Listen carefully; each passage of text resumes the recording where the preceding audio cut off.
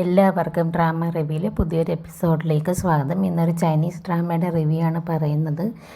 ഒരു road accident ഉണ്ടാവുകയും ഇവൻ്റെ ബോഡി പാരലൈസ് ആവുകയും ചെയ്തിട്ടുണ്ടായിരുന്നു.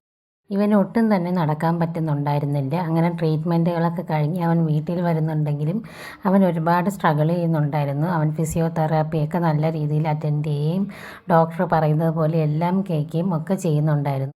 അവന് എങ്ങനെയെങ്കിലും എണീച്ച് നടക്കണമെന്ന് മാത്രമേ ഉണ്ടായിരുന്നുള്ളൂ. അവൻ്റെ ഗേൾ ഫ്രണ്ടിന് അവനൊരു ഭാരമാവാൻ പാടില്ല എന്ന് മാത്രമുള്ള ഒരു ചിന്തയെ അവനുണ്ടായിരുന്നുള്ളൂ. അതുകൊണ്ട് തന്നെ അവൻ ഏത് വഴിയും എണീറ്റ് നടക്കാൻ വേണ്ടി ശ്രമിക്കുന്നുണ്ടായിരുന്നു. അപ്പോൾ ഡോക്ടർ പറയുന്ന ഒരു ഹെവി ഡോസ് മെഡിസിൻ അവൻ കഴിക്കുന്നുണ്ട്. അത് ഡോക്ടർ പ്രത്യേകം പറയുന്നുണ്ട്. ആ മെഡിസിന് ക്ലിനിക്കൽ ട്രയൽ നടക്കുന്ന ഒരു മെഡിസിനാണ്. അതുകൊണ്ട് തന്നെ സൈഡ് എഫക്റ്റ് വരാൻ ഒരുപാട് ചാൻസ് ഉണ്ട്.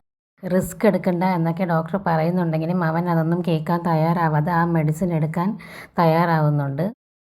കൃത്യസമയത്ത് അലാറമൊക്കെ വെച്ച് അവൻ നല്ല രീതിയിൽ തന്നെ ആ മെഡിസിനൊക്കെ കഴിക്കുന്നുണ്ട്. പക്ഷേ അന്ന് രാത്രിയാകുമ്പോൾ അവന് പെട്ടെന്ന് വയറിലൊരു വേദനയും ബുദ്ധിമുട്ടും ഒക്കെ വരും. അവൻ വീൽ ചെയറിൽ നിന്ന് താഴെ വീഴുകയും ഒക്കെ ചെയ്യുന്നുണ്ട്. അങ്ങനെ ഹോസ്പിറ്റലിൽ അഡ്മിറ്റ് ആവുകയാണ്. അപ്പോൾ ഡോക്ടർ അവൻ്റെ അടുത്ത് കാര്യങ്ങളൊക്കെ പറയുകയാണ്. ഇനി ആ മരുന്ന് കണ്ടിന്യൂ ചെയ്യരുത് എന്നൊക്കെ പറയും. അവൻ്റെ ഗേൾ ഫ്രണ്ടും ഇതറിഞ്ഞ് അവനോട് ഒരുപാട് ഷൗട്ട് ചെയ്യുന്നുണ്ട്. അങ്ങനെ അവൻ മെഡിസിൻ എടുക്കുന്നതൊക്കെ നിർത്തുന്നുണ്ട്. എന്നിട്ട് അവൻ ഫിസിയോതെറാപ്പിയിൽ കൂടുതൽ കോൺസെൻട്രേറ്റ് ചെയ്യും. അവൻ പതുക്കെ പതുക്കെ എണീറ്റ് നടക്കാനായിട്ട് ആരംഭിക്കുകയും ചെയ്യുന്നുണ്ട്. എത്ര ബുദ്ധിമുട്ടിയാലും അവൻ എണീറ്റ് നടക്കാനും ഒക്കെ ശ്രമിക്കുന്നുണ്ട്. ഡോക്ടറും അവന് വേണ്ടിയിട്ടുള്ള മോട്ടിവേഷൻസും ഒക്കെ കൊടുക്കുകയാണ്.